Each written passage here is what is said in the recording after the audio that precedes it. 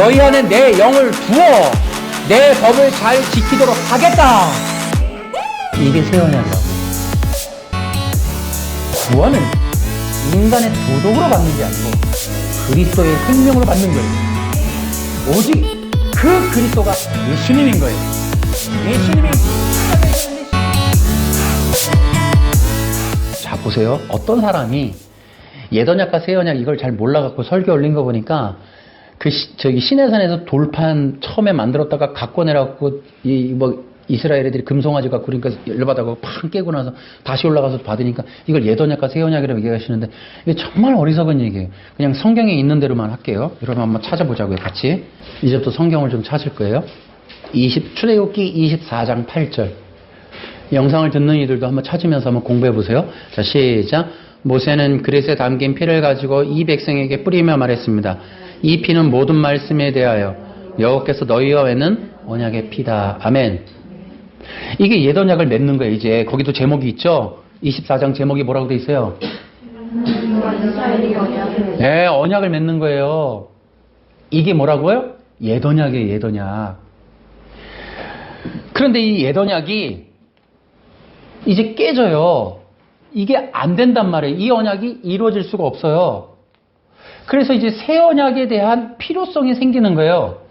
그 언약을 하나님이 말씀하시기를 이제 예레미야서에서 얘기해 주세요. 예레미야 31장을 가보세요.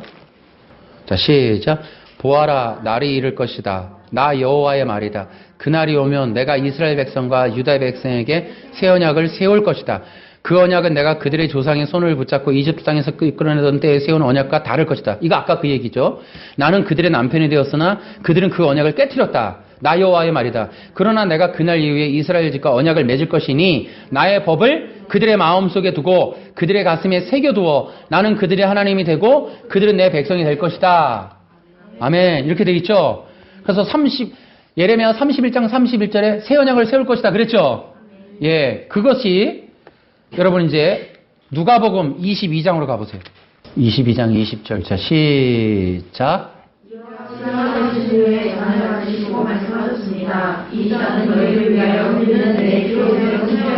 아멘. 아까 얘기했듯이 예레미야 31장에 얘기했던 새 언약 여기 맺어졌죠, 그죠? 예수님의 피로 맺어졌단 말이에요. 예수님의 피를 상징하는 이 포도주로 이제 언약이 맺어졌어요. 그래서 새 언약이라는 게 예수님과 맺은 언약이 바로 예수님의 피로 맺은 언약이 새 언약이에요. 아멘. 근데 이 언약이 아까도 얘기했듯이 이제 이 백성들이 옛 언약을 이룰 수가 없어서 그래요. 왜 그럴까? 왜 옛 언약은 못 이룰까? 이것이 바로 인간에게 중요한 문제예요. 자, 보세요. 제사를 드리라는 그런 점이 아니에요.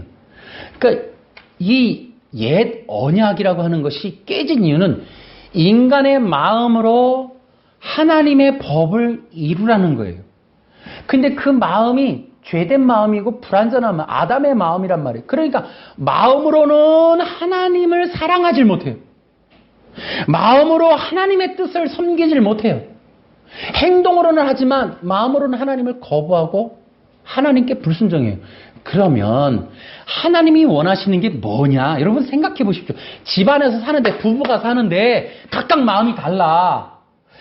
사랑하는 대상이 다르고 방향이 다르고 뜻이 달라. 그게 무슨 결혼이에요? 그게 무슨 의미의 부부입니까? 가족도 마찬가지. 무엇이 가족입니까? 마음이 맞아야죠. 마음이. 여러분은 영원한 하나님의 나라에 하나님의 백성과 하나님이 영생을 누린다 쳐요. 여러분. 그 나라에서의 하나님이 원하는 백성, 하나님과 맞는 백성이 하나님과의 마음에 이 의를 이루는 마음의 의가 있는 백성들과 연합이 진정한 하나님의 나라가 되는 겁니다. 그것이 안 되는 거예요. 그래서 새 언약이 뭐냐면 마음을 새롭게 하는 거예요. 그런데 보세요. 그래, 마음을 새롭게 하자. 이래갖고 안 된다는 거예요. 그것이 아담한테 나오는 거예요. 어떤 율법이든지 밖에다가 기록해놓고 지켜야지로는 안 된다는 거예요. 그러면 이 마음이 어떻게 율법을 순종하느냐? 이 마음이 어떻게 그리스도를 통하여 믿고 구원받도록 내가 그리스도 앞에 나아가서 순종하는 마음이 되느냐? 이 노력으로 안 된다는 거예요. 때려도 안 된다는 거예요. 어떤 방법으로도 안 된다는 거예요. 이 마음이 바뀌어야 돼. 그럼 어떻게 바꾸느냐? 인간의 노력으로 안 되는 이 마음을 하나님 당신이 와서 이 마음을 교체해서 그 하나님 자신이 마음이 돼버리겠다. 아멘. 하나님 당신이 직접 이 마음의 주인이 돼버리겠다. 자, 그래서 에스겔서를 읽어야 되는 거예요. 자, 에스겔서 36장 가보세요. 26절. 시작. 섬기는 법을 가르치게. 너희 안에 새로운 마음과 새로운 영을 넣어주겠다. 돌처럼 굳은 마음을 제거하고 그 대신 살과 같은 부드러운 마음을 주게. 한 절 더. 너희 안에 내 영을 두어 내 법을 잘 지키도록 하겠다. 너희 안에 내 영을 두어 내 법을 잘 지키도록 하겠다. 이게 새 언약이라고. 그래서 예수님의 피로 맺은 새 언약은 새 마음이 들어오고 그 새 마음은 어떻게 들어오느냐? 새 영, 곧 성령으로 들어오는 거예요. 그 성령으로 들어와서 우리 안에 하나님의 법을 새겨서 아예 그 법을 지키는 마음이 되도록, 그 마음을 사랑하는 마음이 되도록 만들어버리겠다. 그래서 심장 이식 수술을 해버리는 거예요. 자, 고린도 후서 3장 1절부터 18절까지 집에 가서 다 읽어보셔야 돼요. 자, 제가 빨리 읽어볼게요. 우리가 또다시 자화자찬하기 시작했어요. 우리가 어떤 사람들처럼 여러분에게 보일 추천장이나 여러분에게 받은 추천장이 필요한 사람입니까? 여러분 자신이 바로 우리 마음속에 썩고 모든 사람들이 알고 또 읽고 있는 우리의 편지입니다.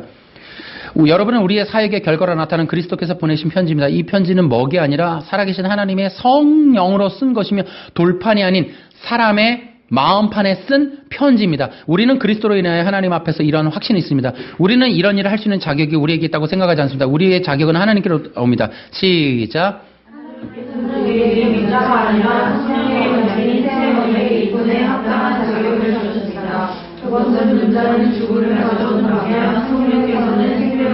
한 절 더.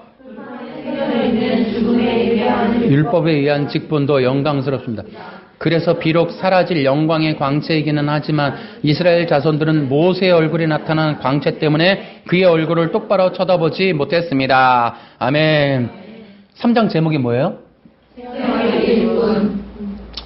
새 언약이라는 게 또다시 십계명을 놓고 지켜야지 하는 게 아니고, 새 언약은 새 마음, 새 영, 곧 성령이 우리 안에 들어와서 우리에게 이제 하나님의 법을 순종할 수밖에 없는 마음으로 장착되어 들어오시는 겁니다. 그래서 우리는 하나님을 사랑하고 나의 주 대신 예수 그리스도를 주님으로 모시고 주님의 뜻에 순종하고 그분을 사랑하는 마음이 되도록 주님이 찾아오신 거예요. 그냥 한 번에 얘기하면 십계명이 성령 안에서 내 마음으로 들어온 겁니다. 할렐루야. 그래서 여러분 성경에 가면 사도행전 2장 1절 위에 제목이 오순절 성령이에요. 오순절이라는 말, 2장 1절에 가면 오순절날이 이름에, 여러분 오순절날 시내산에서 십계명이 내려왔듯이 오순절날 성령이 내려와서 구약의 케투바가 성령으로 오셔서 구약의 이 옛 언약의 십계명이라는 말, 케투바가 정혼계약서, 정혼한 사람끼리 지켜야 될 규례.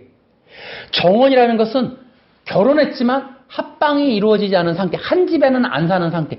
그러나 누가 봐도 합법적인 결혼이야. 그러나 아직은 아니야. 그게 너무나 이스라엘 문화가 우리를 얘기하는 것. 곧 우리 지금 성령 받았잖아. 육으로 구원 받았어요.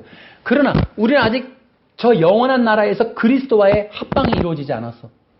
이 땅의 믿음으로 내 연인이신 신랑 되신 예수님을 그리워하며 그분을 사랑하며 사는 거야. 그 마음이 여기 와서 썼다는 거야. 그래서 십계명은 정혼 계약서로서 서로 사랑의 마음을 나누고 사랑의 대상자를 이해하고 알고 사랑의 합방을 이루기까지 신랑 신부가 거룩함, 깨끗해져가는 삶을 살아가면서 예비하는 삶을 살도록 만들어주는 규례가 십계명인 거예요. 십계명. 정혼 계약서. 그래서 우리는 예수 믿고 성령 받은 상태에서 이제는 신랑 되신 예수님과의 영원한 영적인 혼인잔치, 어린 양의 혼인잔치에 이르기까지 이 땅에서 오직 예수 그리스도의 생명으로 충만해져가는, 다시 기억하세요 여러분. 아까 얘기했죠. 완전치 않으니 우리는 마음이 새로워져 든다고. 여러분 이게 뭐냐? 천국은 어떤 자의 나라냐? 마음이 그리스도로 찬 사람들의 나라예요. 마음이 그냥 알아가는 게 아니라 그리스도로 바뀐 사람들. 그 심장과 그 마음이, 그 영혼이 그리스도로 가득 찬 사람들이 가는 나라가 영원한 나라예요. 이 땅에서 그거 원하시는 거예요. 그래서 하와 내가 얘기한 거고 다 얘기한 거예요. 그러니까 아담에게도 이 얘기를 한 거예요. 아담에게도 필요한 게 그리스도라는 거예요. 그래서 성도들이 성령 안에서 예수님을 지향하며 예수님을, 그래서 요한복음 14, 15, 16장이 요 내용을 설명하는 거예요. 요 내용을. 그래서 보혜사가 오시면 나를 기억하게 하고 내가 한 말을 생각나게 하고 나에게로 향하게 하고 나를 알게 할 것이다. 계속해서. 그래서 성령이 내 안에 오셨을 때 이분이 나로 하여금 정혼 계약서로 오셔서 이미 나는 결혼한 몸이야. 요한복음 4장의 수가성의 여인이 진짜 남편 다섯이냐? 허무한 소리 좀 하지 말라고 그래요. 여러분 그런 얘기 하자는 게 아니에요. 그래서 보세요. 반드시 우리에게는 신랑 대신 예수님이 계셔요.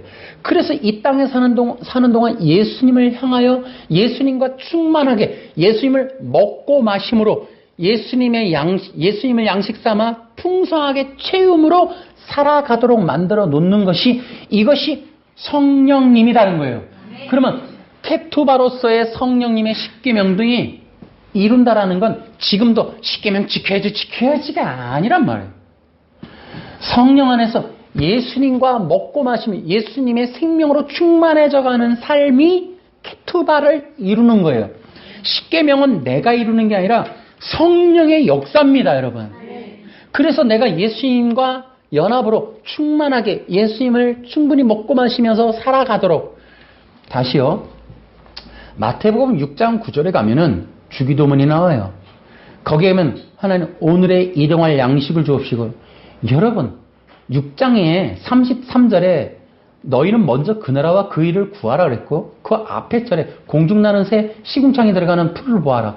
먹고 마시고 내가 입히거늘 너희들일까 보냐. 그래놓고는 오늘의 일용할 양식 구해라. 먹을 거 구해라. 니들 내가 줄까 말까 내가 이렇게 들고 있는데 구하는 놈은 주고 안 구하는 놈은 안 줄게. 그 얘기가 아니라는 거예요.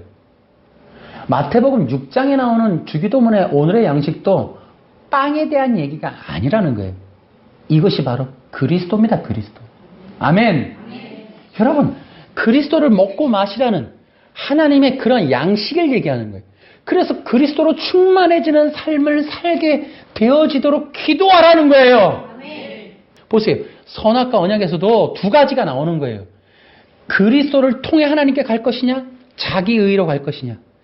여러분 그러니까 하나님 앞에서 그 의를 구하라. 그리스도의 그리스도. 우리가 이 땅에 사는 동안 그리스도로 충만해지는 삶을 사는 것이 십계명을 지키고 이루는 겁니다, 여러분. 다시 지금 열심히 십계명을 지키려는 게 아니고, 십계명은 케투바예요. 그러나 십계명은 그뿐 아니에요. 십계명은 율법으로서 우리를 그리스도를 더 알 수 있도록 만들어 놨어요. 거기에 어떻게 그리스도를, 부모를 섬기라, 안식일을 지키라, 이게 뭡니까? 여러분 다 그게 마태복음, 마망누교, 사복음서에 다 나와 있어요. 이미 다 해놨단 말이에요. 그 십계명의 내용이 이미 다 풀어서 설명되어져 있어요. 다 녹아들어가 있단 말이에요. 그 십계명의 내용이. 그래서 그것 자체가 예수님 자신을 말하고 있음을 알려주고 있다는 거예요. 십계명을 지킨다? 여러분 내가 얘기했지만 뭐예요? 예수님이 나오는 거예요. 예수님을 믿을 수밖에 없고 예수님께 나갈 수밖에 없고 예수님을 사랑할 수밖에 없습니다, 여러분. 그게 십계명을 지키는 거예요. 할렐루야. 이제 그래서 이런 면에서 보면요, 구원이 충격입니다. 여러분 구원이라는 게 교회 다니는 거냐? 아니에요. 마음의 의가 있어야 구원이 되는 거야. 교회에 나갔다고 되는 게 아니고 믿었다고 말했다고 되는 게 아니라고. 여러분, 한 번 구원은 영원하지 않으니 죄를 지으면 구원이 취소된다. 여러분 생각해 보십시오. 무슨 죄를 말하는 겁니까? 아까 내가 얘기했어요. 하나님 율법이라는 것은 하나님 나라의 법이라고. 대한민국은 헌법이 있지만 율법이라는 건 뭐냐면 선악을 구분하는 하나님의 기준이에요. 그러면 하나님께서 너는 상이야, 너는 벌이야 하는 그 기준의 율법이, 그 상이 그러면 윤리를 따지겠다는 것이냐? 하나님의 율법이 그러면 윤리, 너는 너 나쁜 말 많이 했으니까 이만큼, 너는 말을 험하게 안 했으니까 너 이만큼, 너는 남을 많이 도와줬으니까 이만큼. 그런 게 아니라는 거예요. 헌법의 개념이 아닌 거예요. 그러면 그 헌법을 대체하게? 아니란 말이에요. 하나님 나라의 율법이, 내가 뭐라 그랬어요 아까? 그리스도라 그랬죠. 하나님 나라의 선악이란 뭐냐? 여러분, 하나님의 선은 그리스도예요.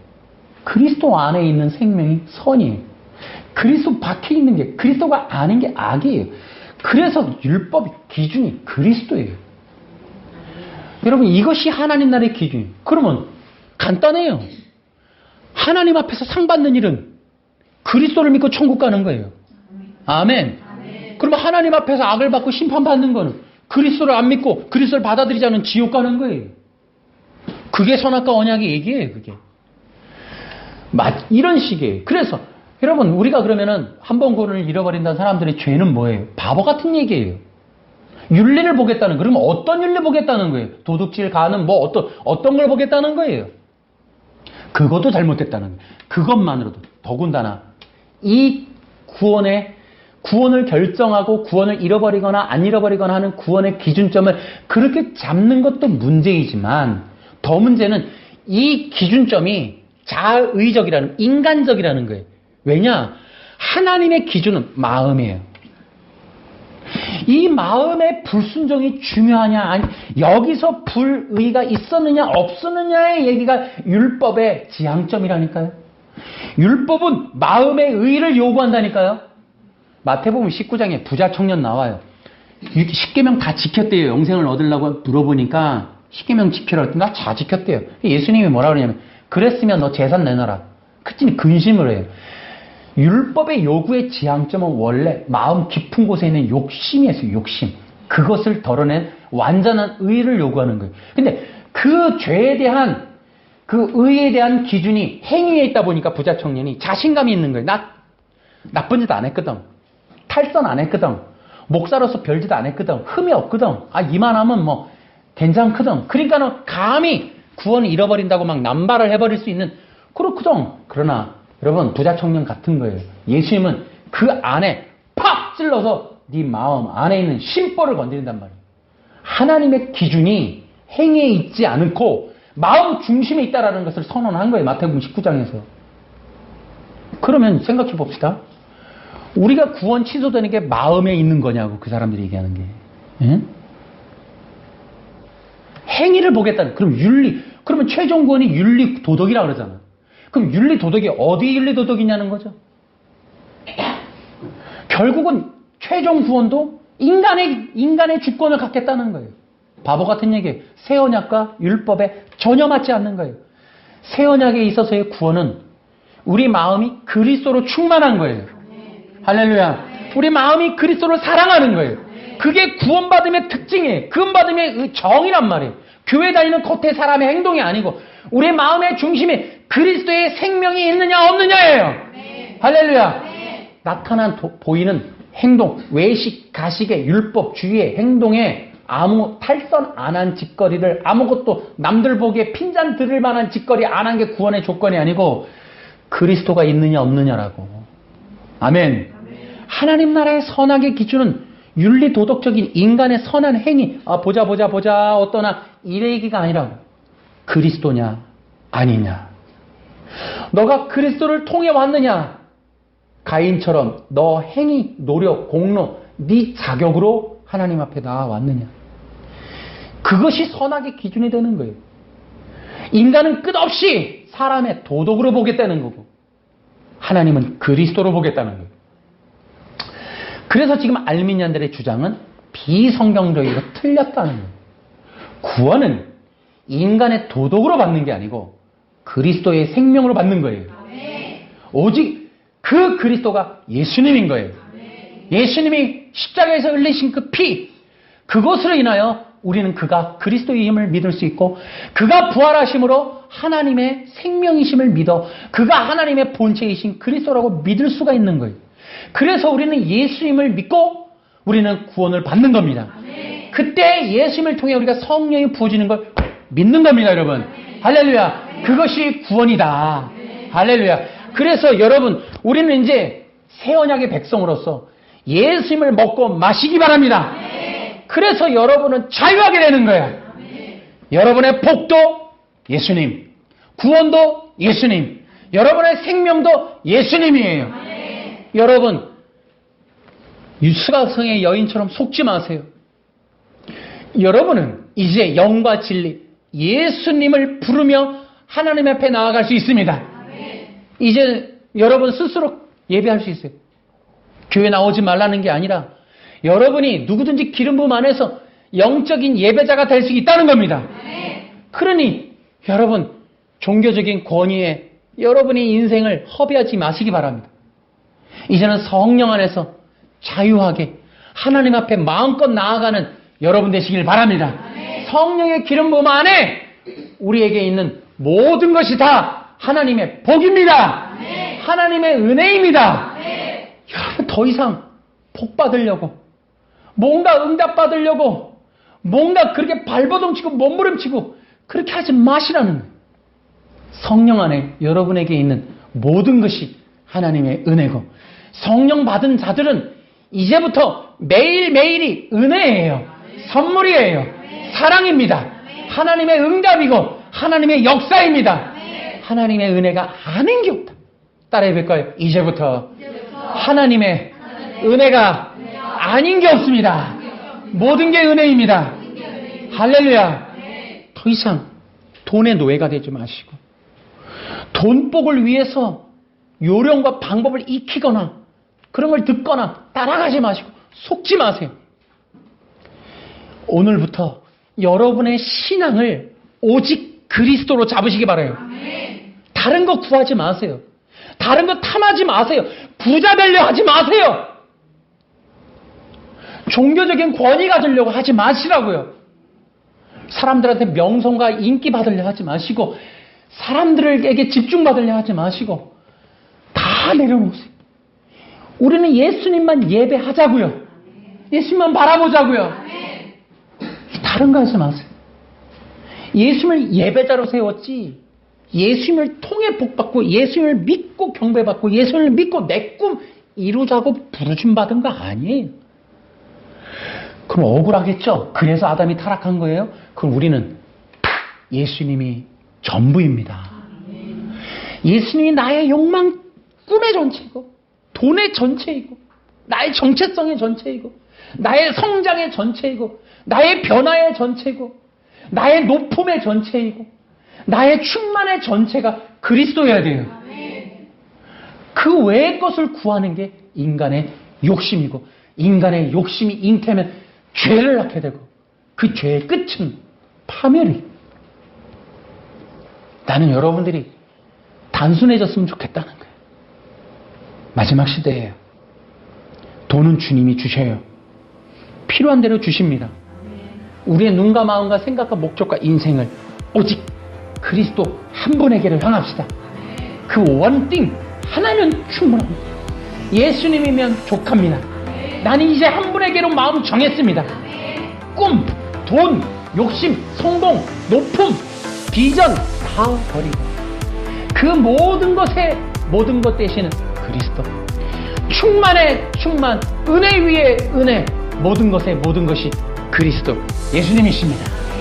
그 모든 것으로 충만해지고 감사하고 기뻐하며 이제부터 그 한 곳을 향하여, 하나를 향하여, 한 분을 위하여 달려가는 그리스도의 군대, 마지막 시대 용병들, 마지막 시대 하나님의 쓰임받는 어린 양의 백성들이 여러분과 제가 되기를, 또 이 영상을 듣는 자들이 되기를 주 예수님의 이름으로 축원합니다. 박수로 하나님께 옮겨.